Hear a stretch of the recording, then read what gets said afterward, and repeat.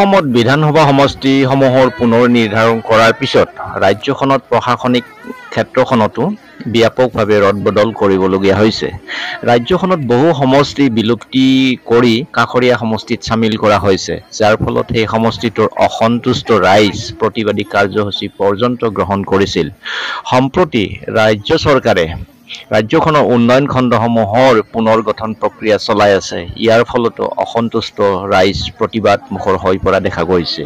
সম্প্ৰতি গুৱাহাটীৰ পাৰ্শ্বৱৰ্তী ৰাণী উন্নয়ন খণ্ড স্থানান্তৰ কৰাৰ যোজা চলাই থকা বুলি জানিব পৰা গৈছে।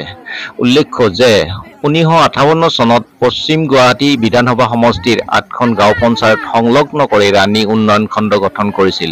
কিন্তু সমষ্টি পুনৰ নিৰ্ধাৰণ কাৰ্যত পুৰণি পশ্চিম গুৱাহাটী সমষ্টি বিলুপ্তি ঘটে। ইয়াৰ ফলত সমষ্টিটোৰ এটা অংশ জালুকবাৰী আৰু অইন এটা অংশ পলাশবাৰীত চামিলকৰণ কৰা হ'ল। উল্লেখ্য যে ৰাণীৰ বৃহৎ অঞ্চল এটা পলাশবাৰী সমষ্টিৰ অন্তৰ্ভুক্ত হৈ পৰিল। জালুকবাৰী সমষ্টিক নতুনকৈ নিৰ্ধাৰণ কৰাৰ ফলত ৰাণী গাঁও পঞ্চায়ত এলেকা হৈ পৰিল সমষ্টিটোৰ শেষ সীমা। যিহেতু পশ্চিম গুৱাহাটীৰ কাঁহিকুছি, আজাৰা, ধাৰাপুৰ, গড়ল, মাজিৰগাঁও এই 5খন পঞ্চায়ত জালুকবাৰী সমষ্টিৰ অন্তৰ্ভুক্ত হৈ পৰিল, সেয়ে ৰাণীৰ পৰা উক্ত গাঁও পঞ্চায়ত কেইখন প্ৰশাসনিকভাৱে কৰ্তনৰ যোজা চলাই থকাৰ কথাও জানিব পৰা গৈছে। চৰকাৰে যদি 5খন গাঁও পঞ্চায়ত কৰ্তন কৰে, তেনেহ'লে ৰাণী উন্নয়ন খণ্ডত থাকিবগৈ 3খন গাঁও পঞ্চায়তহে। তেনে ক্ষেত্ৰত ৰাণী উন্নয়ন খণ্ডক পুনৰ গঠন কৰিবলৈ আৰু 5খন গাঁও পঞ্চায়তৰ প্ৰয়োজন হ'ব। সেয়ে চৰকাৰে ৰাণী উন্নয়ন খণ্ডক নতুনকৈ গঠনৰ পৰিৱৰ্তে ছয়ানী উন্নয়ন খণ্ডৰ সৈতে চামিল কৰি ছয়ানী ৰাণী উন্নয়ন খণ্ড ৰূপে নতুন নামকৰণ কৰাৰ কথাও জানিব পৰা গৈছে। বৰ্তমান চৰকাৰে চলাই থকা প্ৰশাসনে সাল সলনি কাৰ্যত বৃহত্তৰ ৰাণী ৰাইজৰ স্বাৰ্থৰ বিপৰীতে যোৱা বুলি অনুভৱ কৰিছে। সেয়ে বৃহত্তৰ ৰাণী অঞ্চলৰ ৰাইজ ক্ষুণ্ণ হৈ পৰিছে। অকল ক্ষুণ্ণ হৈ পৰাই নহয়, প্ৰতিবাদী কাৰ্যসূচীও গ্ৰহণ কৰিছে। আজি অৰ্থাৎ 9 ছেপ্টেম্বৰৰ দুপৰীয়া বৃহত্তৰ ৰাণী অঞ্চলৰ কেইবাশ মহিলা স্বতঃস্ফূৰ্তভাৱে ওলাই আহে আৰু ৰাণী বাহুপাৰা প্ৰাথমিক বিদ্যালয়ৰ খেলপথাৰত সমবেত হয়। তাৰ পৰা এক দীঘলীয়া শোভাযাত্ৰা কৰি ৰাণী উন্নয়ন খণ্ডৰ কাৰ্যালয়ত উপস্থিত হয়। দৰাচলতে এই প্ৰতিবাদী কাৰ্যসূচীৰ বাবে কোনো সংগঠনে নিৰ্দিষ্টভাৱে নেতৃত্ব লোৱা নাছিল। স্বতঃস্ফূৰ্তভাৱে আত্মসহায়ক গোট, স্বৰোজগাৰী মহিলা সমিতি আদিৰ সদস্যসকল ওলাই আহিছিল প্ৰতিবাদী কাৰ্যসূচীত অংশগ্ৰহণ কৰিবলৈ। সকলোৰে এটাই দাবী, ৰাণী উন্নয়ন খণ্ড আগৰ ঠাইতে থাকিবলৈ দিয়ক। ৰাণী উন্নয়ন খণ্ডক কোনো কাৰণতে স্থানান্তৰ কৰিবলৈ দিয়া নহ'ব। প্ৰতিবাদী মহিলাসকলে বিভিন্ন শ্লোগান দি ৰাণী উন্নয়ন খণ্ডৰ কাৰ্যালয় চৌহদত এক প্ৰকাৰ উত্তাল কৰি তোলে। অৱশেষত ৰাণীৰ সম্পদ ৰাণীতে বাহাল ৰখাৰ দাবীত প্ৰতিবাদী মহিলাসকলে ৰাণী উন্নয়ন খণ্ডৰ খণ্ড উন্নয়ন বিষয়াৰ জৰিয়তে কামৰূপ জিলা আয়ুক্ত, পশ্চিম গুৱাহাটী আৰু পলাশবাৰী বিধানসভা সমষ্টিৰ বিধায়কলৈ সুকীয়াভাৱে স্মাৰক পত্ৰ প্ৰেৰণ কৰে।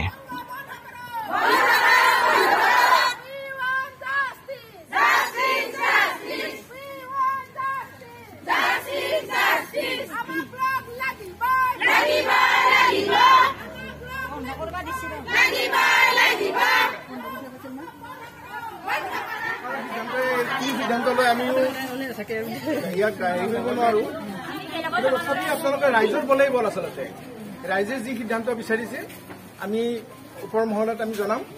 আপোনালোকৰ দাবীসমূহ জনাই পেলাই আমাক যি দৰখাস্ত দিছে মই প্ৰেৰণ কৰিম ওপৰলৈ।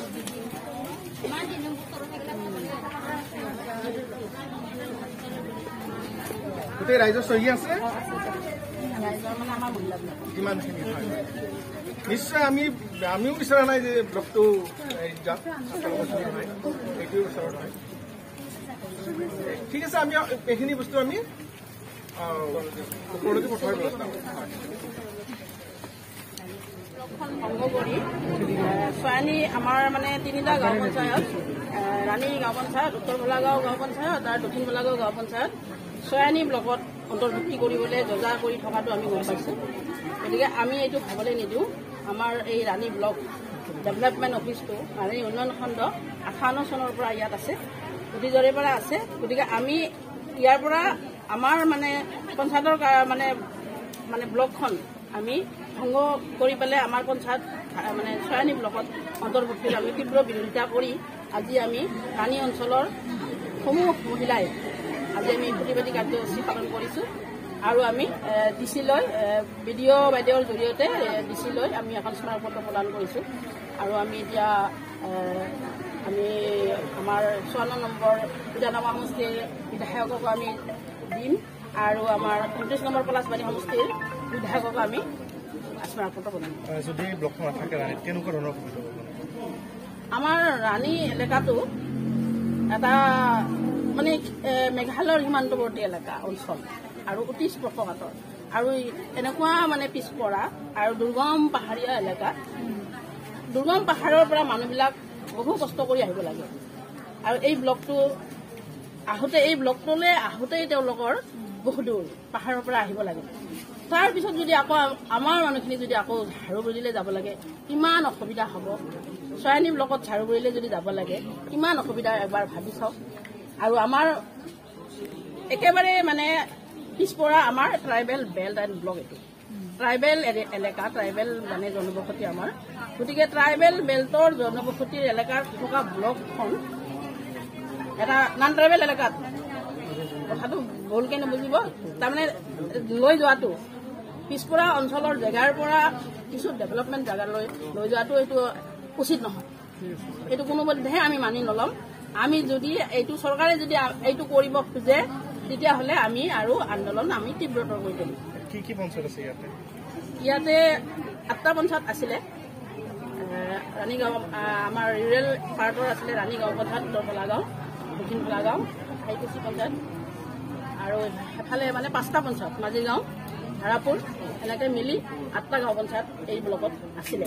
কিন্তু মেট্ৰ' কৰাৰ কাৰণে মেট্ৰ' প্ৰপ'জ কৰাৰ কাৰণে 5টা গাঁও পঞ্চায়ত হয়তো উলিয়াই নিব বিচাৰিছে আৰু 5টা গাঁও পঞ্চায়ত উলিয়াই নিয়াৰ কাৰণে আমাৰ 3টা গাঁও পঞ্চায়তৰ কাৰণে এটা ব্লক হয়তো ৰাখিব বিচৰা নাই নাইবা কি কথাবিলাক আমি ভালকৈ ইমান মানে আমি বুজিব নোৱাৰিম আমি সেইটো অফিচিয়েল কথা।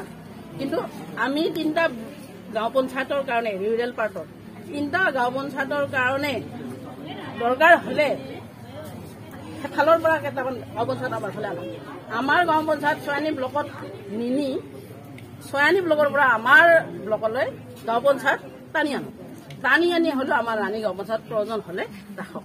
মই এইটো স্মাৰকপত্ৰখন লাভ কৰিলোঁ বাৰু।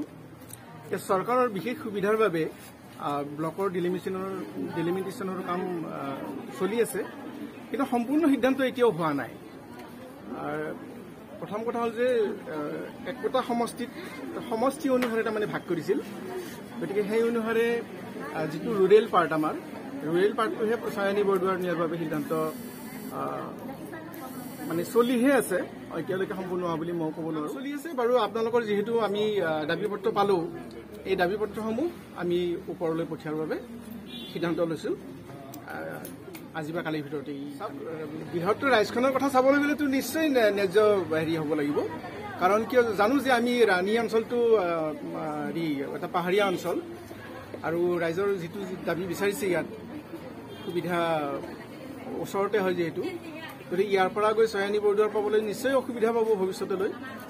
গতিকে আপোনালোকৰ দাবী নিশ্চয় ন্যায্য দাবী এইখিনিকে ক'লোঁ মই ইয়াতকৈ বেছি ক'ব মোৰ ফালৰ পৰা